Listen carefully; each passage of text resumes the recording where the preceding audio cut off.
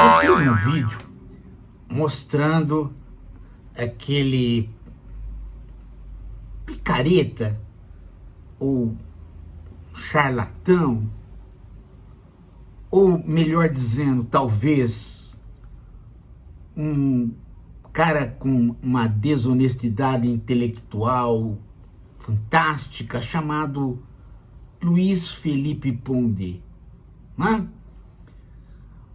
Eu fiz um vídeo esses dias, porque ele fez um artigo na Folha de São Paulo, como sempre,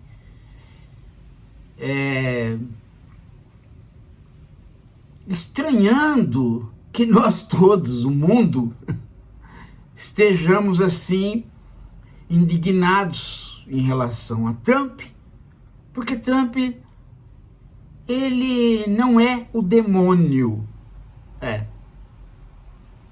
E eu logo, percebi que, óbvio, o óbvio, Luiz Felipe Pondé, sempre à direita, mas sempre com mau caráter, desta vez estava exagerando, porque ninguém até agora acha que o Trump está certo absolutamente em nada. Conversei com pessoas hoje na rua, pessoas que têm o maior indisposição com direitos humanos para presos, Mesmo essas pessoas chegaram para mim e falaram: professor, medida desnecessária aquele negócio de mandar as pessoas, acorrentadas, algemadas, mesmo, Então não tem. Então por que esse Luiz Felipe Pondé está ali, protegendo o Trump sempre, sempre? Bom, eu apontei no vídeo que Trump rompeu com o financiamento, todas as coisas que os americanos participam com outros países em agências ou acordos bilaterais, tudo que tem a ver com a colaboração humanitária, os Estados Unidos se retiraram, menos o apoio a Israel. E eu disse isso aqui. Só que hoje veio uma notícia para complementar isto de um modo dolorido, sabe? Dolorido. É que existe uma organização que é parte da ONU, que ela acolhe refugiados. Qualquer tipo de conflito que tem no mundo, uma série de pessoas completamente inocentes que não tem nada a ver com o conflito, são empurrados para fora de suas casas, são mandadas embora para a rua para passarem fome. É a desgraça da guerra, E a ONU tem uma entidade própria para este fim. E na Cisjordânia, que é um território ocupado por Israel, há uma agência dessa entidade e que toma a população local de palestinos como refugiados, porque eles estão sem pátria desde a Segunda Guerra Mundial, eles foram expulsos da sua terra na hora que se instaurou o Estado de Israel. Agora eles estão voltando para Gaza, Você vê que as crianças andando para voltar para o nada. Mas na Cisjordânia, que não é Gaza, é a parte, tem os palestinos ali, também passando fome, também em desespero. E você tem uma agência da ONU ali com 13 mil funcionários. Sabe o que o Trump fez? Bom, vejam só. Israel havia decidido que esta agência não poderia mais funcionar ali na Cisjordânia, porque a Cisjordânia ocupada era a terra de Israel, e Israel rompeu com a ONU e começou a botar a agência para fora. A política americana foi contra isso. Apesar do Biden ter sustentado apoio a Israel, Quando Israel começou com isso de querer cortar a entidade da ONU na Cisjordânia, os Estados Unidos falaram, pera lá, isso aí ajuda para refugiado. Não pode, tem que deixar a entidade funcionando. Agora o Trump tomou a medida de apoiar Israel no sentido de efetivamente empurrar para fora a entidade da ONU. Ela tem sede, ela tem médicos, é uma estrutura aqui, né?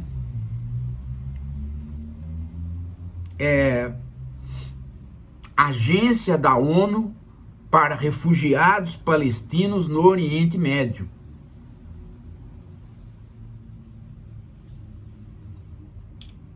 Simplesmente Israel não quer mais essa agência lá, quer destruir a agência. Aliás, jogou bomba na própria prédio da agência. E a política americana muda radicalmente. E Trump está apoiando Israel no sentido de pôr para fora mesmo a entidade. O que é fundamental, né? Porque ele nem precisa fazer isso. Israel empurra a entidade e ele tira o dinheiro. Pronto. É simplesmente uma forma de genocídio, né? Porque você tem uma população inteira de refugiados que depende da comida, depende da água dessas entidades e de repente elas não existem mais. E aí deixa a pessoa na rua morrer. Não tem casa mesmo. Sabe qual é a desculpa que Israel deu? Que o Hamas estava infiltrado nesta entidade. Pois bem, a ONU chamou todos os países e fez dissecou os 13 mil funcionários. Eles acharam de 13 mil funcionários dessa entidade, eles acharam 10 pessoas que não eram do Hamas, mas que tinham algum contato com o Hamas, porque afinal de contas o Hamas estava governando a faixa de Gaza, portanto você ter um contato com alguém do governo não faz de você um criminoso. Mas só 10 pessoas. E desses 10 não encontraram nenhuma pessoa que participou de algum ato de terrorismo. Então era uma falsa acusação. Trump endossa isso e agora essa entidade vai parar de funcionar. Então agora você entende o porquê que o Pondé aqui, que é judeu, né? Judeu descabeçado, porque um judeu inteligente não adota essa desgraça que o Netanyahu adotou. Né? Tá aí, né? E eu falo dele porque com ele você tira o tipo ideal, né? Você tira porque tem vários outros. E aí você vai reconhecendo, né? Por que aquele cara fez aquilo? Por que aquele cara fez aquilo? Né? No sentido de legitimar a barbárie do Trump no mundo. Porque isso é a barbárie. Isso é barbárie. Isso não tem nenhuma justificativa em nada. É um crime contra a humanidade que o Trump está fazendo. Porque é a continuação do genocídio israelense. Você fez... Porque é incrível, né? Ele destruiu a faixa de Gaza e a população de cima de Israel, ali que está na Cisjordânia, ocupada, não é considerada mais refugiada. Aquela terra passa a ser de Israel, então quem está ali não é mais refugiado, porque aquilo não está em terra palestina, mas não tem terra palestina. Ele vai para onde? As pessoas que estão ali, que são palestinos, vão para onde? Tinha uma entidade para acolhê-los. Foi provado que essa entidade não tem nada a ver, os funcionários não têm nada a ver com Hamas. E simplesmente os Estados Unidos não só tira o dinheiro dessa entidade, como aprova a expulsão dela. Quer dizer, eu não sei mais se os Estados Unidos vai pertencer à ONU ou não vai. Eu acho que não. Eu acho que chegamos a uma situação que... né? Aliás, a intenção da direita sempre foi a destruição da ONU, né? Que a direita, ela é, né, exatamente a direita que se ergueu recentemente, ela é exatamente a direita neofascista. Ela não quer nenhuma organização supranacional.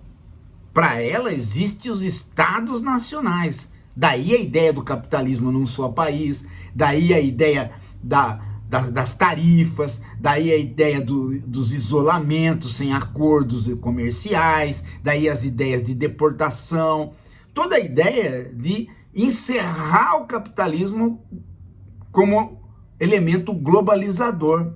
E é interessante que essas coisas às vezes pegam em pessoas que são de esquerda, né?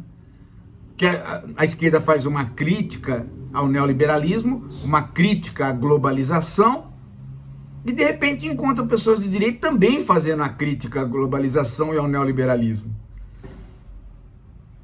Mas se esquece que esse sentido da globalização universalizante pelo mercado financeiro e pelo dinheiro é o sentido do capitalismo. Quando você faz um capitalismo num só país, você não tem nada de socialismo, o que você tem é de fascismo. Que eram os regimes que quiseram fazer o capitalismo num só país. Hitler, Hirohito, Mussolini.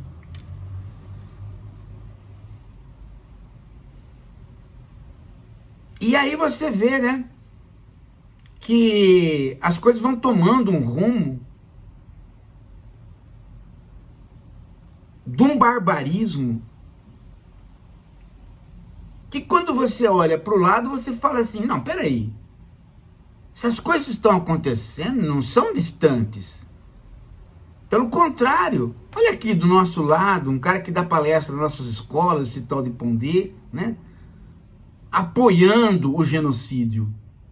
Como é que pode? Como é que um diretor de escola, um diretor de faculdade, alguém pode trazer uma figura dessa para falar numa escola? Quando você cavoca ali, cavoca aqui, você vai ver que quem financia essas palestras no Brasil, muitas vezes é o agronegócio.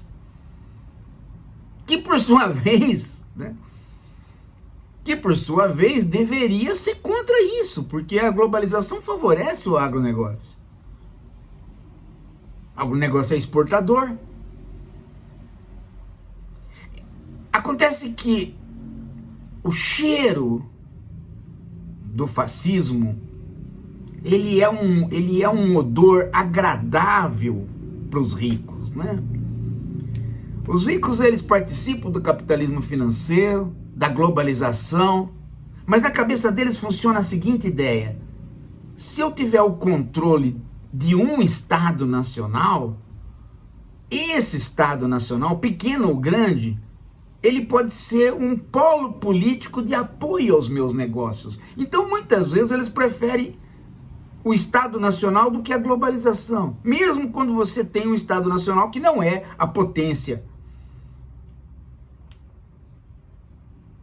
O agro vive de dizer que ele faz o nosso PIB subir, não é verdade. O nosso PIB sobe pela economia das famílias. E com isso ele tem o plano safra, as big techs. Então você vai vendo vários grupos de ricos se autodegladiando, né, na competição entre eles. E para essa competição entre eles, eles se acoplam a um Estado e tomam esse Estado para eles. Como as big techs fizeram agora com o Trump, como o agro muitas vezes quer fazer aqui no Brasil. E assim sucessivamente você vai vendo, né, grupos de ricos que você imaginava que poderiam estar muito contentes com a financiarização, com a globalização, até estão, mas tem na retaguarda uma saída fascista, do tipo assim, bom, se a globalização ficar muito pesada para mim, eu me apodero de um Estado e esse Estado faz a parte de me favorecer politicamente, pelo menos numa região.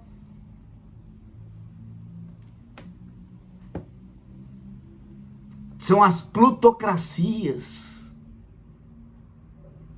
E a direita está, de todo quanto é maneira, tentando destruir as democracias para instaurar suas plutocracias em cada Estado nacional. Ao contrário do que o Trump diz, que isso seria uma era de paz, isso é uma era de guerra. A Segunda Guerra Mundial nasceu exatamente da competição entre capitalistas, entre países capitalistas. Só que quem foi por fronte e morreu foi a classe trabalhadora. Como o universalismo socialista desapareceu, como as organizações de esquerda, todas elas não têm mais nenhum caráter universal, como elas, inclusive, se dobraram a questões nacionais e de grupos, né? O identitarismo comeu a esquerda, elas próprias não têm como enfrentar este neofascismo, e o que sobra, né, para enfrentar o neofascismo é o próprio mercado financeiro. Ele é a força universalizante, mas que está simplesmente, não é, sendo solapada por esta ideia. O cara fala assim, bom, eu vou competir com fulano de tal, vou competir com fulano de tal. Tenho tecnologia para fazer isso? Tenho. Tenho capital para fazer isso? Tenho. Mas e se ele, que também tem tecnologia e capital, se associar a um Estado nacional, pegar os impostos da população para se beneficiar, ele sai na frente? Então é melhor eu participar desse Estado nacional ou pegar um outro.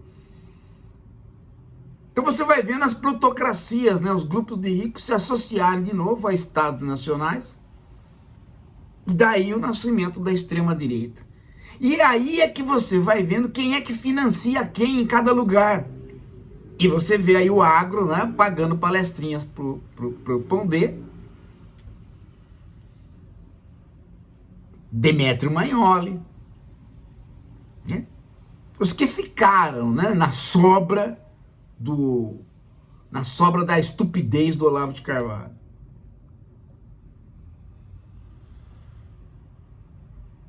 O que me preocupa nessas pessoas é elas terem legitimidade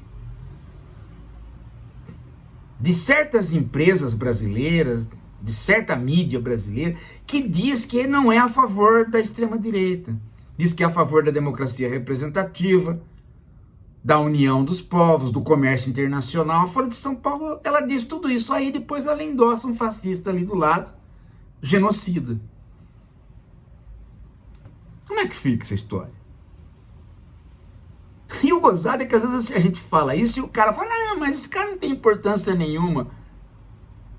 O cara não entendeu o cara não tem importância nenhuma se o clima fosse outro. Mas dentro desse clima ele passa a ter importância, porque o cara faz a militância ali, cotidiana.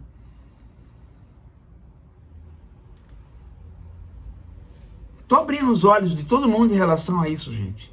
Há figuras que a gente precisa parar de dar apoio, parar de ser condescendente com elas.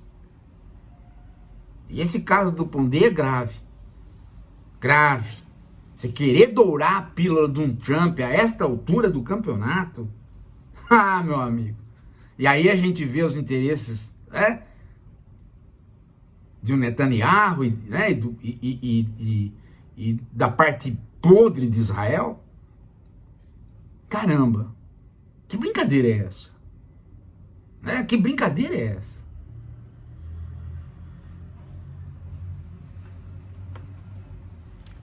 É uma brincadeira que custa muitas vidas de crianças. Só que para um cara que nem o Pondé, criança palestina não é criança.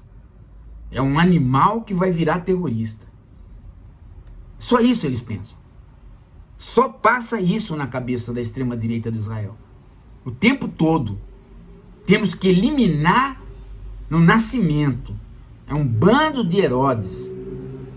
Um bando de Herodes essa gente. Quando você for convidar esse tipo de gente para dar palestra na sua escola, ou quando você for indicar bibliografia, lembra disso. Você está dando Você está dando injeção de ânimo, você está dando B12, injeção de vitamina para Herodes. Daqui a pouco a gente volta.